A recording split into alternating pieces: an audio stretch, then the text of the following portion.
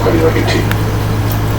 heavy spoiler show. Spoilers for episode 4 of Ahsoka coming your way, because we have got to talk about that ending that finally blessed us with the imagery of both Anakin Skywalker and Ahsoka together in live action. In this video, we're going to talk about the world between worlds, how Ahsoka could have gotten there, and whether or not this is actually Anakin Skywalker. Because I have a hunch that one of the darkest Star Wars villains could be lurking in the shadows. So let's get into it all together, my nerd babies. Alright, so the world between worlds has finally hit the live action scene, bringing with it the return of Hayden Christensen as Anakin Skywalker. But what is the world between worlds, and how the hell did Ahsoka even get there anyway? Well, we learn in the 4th season of Star Wars Rebels that the world between worlds is a pocket reality of vast knowledge that exists outside of normal space and time, made by the cosmic force. Like, the world between worlds is super dope because it allows people to walk across the entirety of space and time via these winding, glowing pathways. Pathways that lead to a variety of circular and triangular gateways linked to various planets across the cosmos. Specifically, planets with some type of Force temple on them, like the Dark Force temples on Malachor and Coruscant, as well as the Jedi temple on Lothal. For example, when Ezra first arrives in the world between worlds in Rebels Season 4, he does so after opening the portal at the Jedi temple on the planet Lothal that unlocks after he uses the Force on a magic mural of 3 divine figures known as the Mortis gods, composed of the daughter, the father, and the son. This trinity of Force gods that protect the world between worlds are closely associated to the life of Ahsoka Tano. In fact, these Mortis gods are directly responsible for ending Ahsoka Tano's life, but also for miraculously saving Ahsoka's life twice in the past. So, I guess that makes up for the murder? I guess? I don't know. But anyways, during the Mortis gods arc of Clone Wars, the Mortis god of the dark side, known as the Sun, actually strikes Ahsoka down and kills her in cold blood. Kind of a dick move, but hey, that's the dark side for you. And for a couple of sad moments, there was no more Ahsoka living in the Star Wars universe, until the light side goddess, known as the Daughter, willingly decided to selflessly transfer her life force directly into Ahsoka so that Ahsoka could live again. But that was just the first time the Mortis gods saved Ahsoka's life. The second time the Mortis gods saved Ahsoka from certain death came in the form of the Mortis Trinity opening a portal up for Ezra to the world between worlds, so that Ezra could be led by the Daughter's trusty green owl, Morai, to the correct doorway to the Sith temple on Malachor, specifically to the point in time when Ahsoka was about to be murdered by one Darth Vader.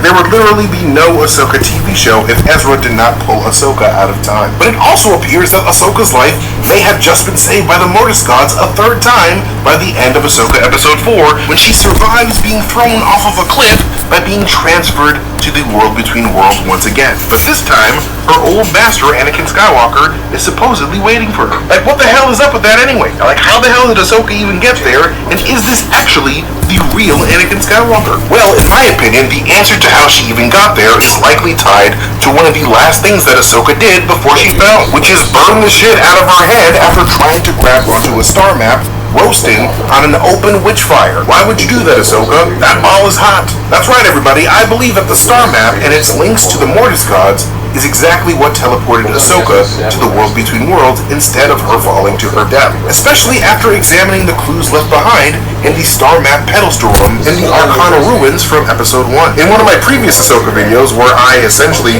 tell you guys that the world between worlds is coming, and it did, this is the happiest day of my life, I noted that the resting place for the star map was heavily modeled after the Mortis God Trinity imagery, with the 3 figures on the walls of the star map pedestal chamber each using hand gestures that directly reference the left hand gestures that the Son, the Daughter, and the Father use on the Lothal Jedi Temple mural, with one figure having their left hand pointed to the left like the Daughter, another figure having their left hand pointed upwards like the Father, and a third figure with their hands in an enclosed position like the Son. In the center of that room where the star map sits, you can even see a triquetra symbol on the ground, a symbol that is closely associated with trinities in real life, much like a triquetra is used in the church to represent the Father, the Son, and the Holy Spirit. All of this is in that video I did before. Please check that out if you haven't already. Some good stuff. But most importantly, when Ahsoka listens to the star map stone resting place with her Force ears, you can hear Force whispers coming from the star map itself. Whispers that some people on the internet, like Twitter user @StarWarsOnly, say sound a lot like actor Sam Witwer. Take a listen. Did you hear that? I'm trying to figure it out. I didn't hear that. What? think at this point we'll see Nakamatsu. Well, this specific person on the internet thinks that Ahsoka is listening to the voice of Sam Witwer's depiction of Darth Maul because of the overall Mortis God Trinity symbolism of the Star Map Chamber.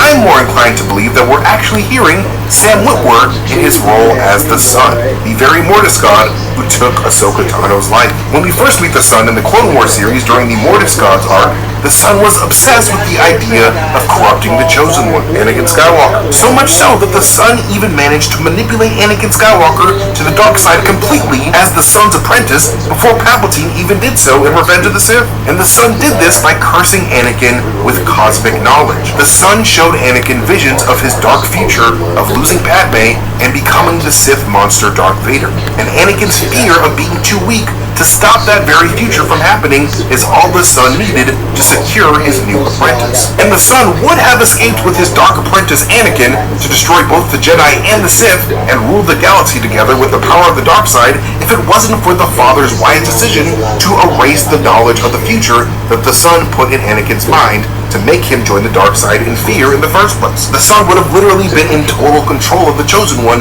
that he coveted so much if it wasn't for the Father erasing Anakin's memories. But anyways, this all being said, because of the Star Map's connection to the Mortis Gods, I believe that Ahsoka directly grabbing onto the Star Map with her left hand while it was activated seems to have infused some Force energy from the Star Map directly into Ahsoka's body. And that Star Map energy acted as the bridge to teleporting Ahsoka to the World Between Worlds. And Ahsoka being teleported to the World Between Worlds makes sense considering that while the Star Map is actively projecting imagery of the galactic map by Morgan Elsbeth, the Golden Sphere itself seems to represent the very core of the Star Wars galaxy, especially since the World Between Worlds is the realm that connects various planets of the galaxy together. So it makes sense that the Star Map would link to the World Between Worlds in that way.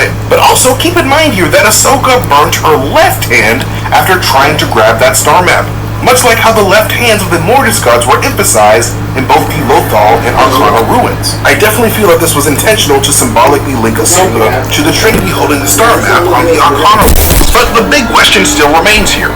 Is this actually Anakin Skywalker that we are seeing in the World Between Worlds at the end of Episode 4? Well, it is impossible to know 100% sure at this point, because it could honestly go one of two ways in my opinion. Either that Anakin that we see is the actual Force ghost of Anakin Skywalker from after he died saving Luke, or this Anakin Skywalker is a dark side generated illusion. But let's start with that first one. The reason why this could be the Force ghost version of Anakin is because the World Between Worlds appears to be a manifestation of the cosmic Force itself, where all the Force energies of all the Jedi who live amongst the stars in the cosmos. Like, remember when Rey looks to the stars to ask a bunch of dead Jedi to give her a pep talk in The Rise of Skywalker? She was communicating to the Force of the cosmos, otherwise known as the cosmic Force. This is why the World Between Worlds is just a bunch of pathways in the middle of a sea of infinite stars and a bunch of... Oh, yeah.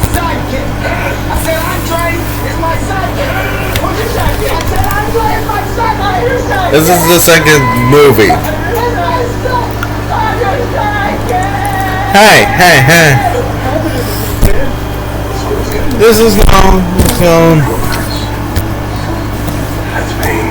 The double can take for you. Oh, the first one. Seeking a mentor. This is the second argument. It's you. You are the mentor.